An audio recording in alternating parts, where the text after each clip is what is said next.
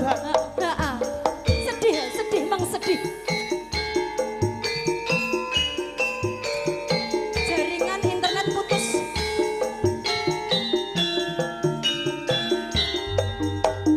Hei, ha. Ora gampang nampa lakon iki.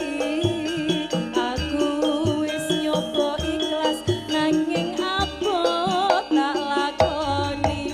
Nampa kasunyatan nek tresno kowe sumaning wong liya. Ngapuranen aku yen ninggalke sliramu nanging atiku wis dudu duwemu.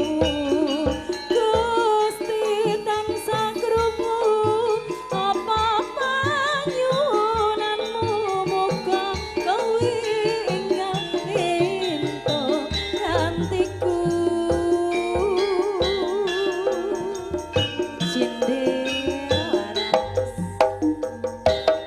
Ati durung lilo kowe nyandi wong liya.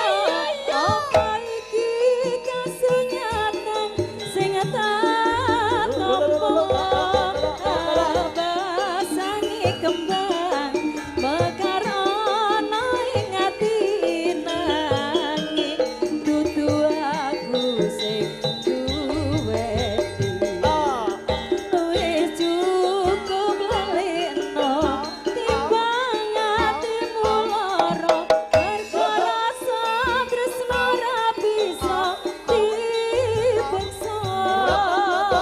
Atiku percaya yen kowe mesti bisa nilakake aku suman. Bapak Ibu sekalian makaten semanten kosak konco saking Didi Laras.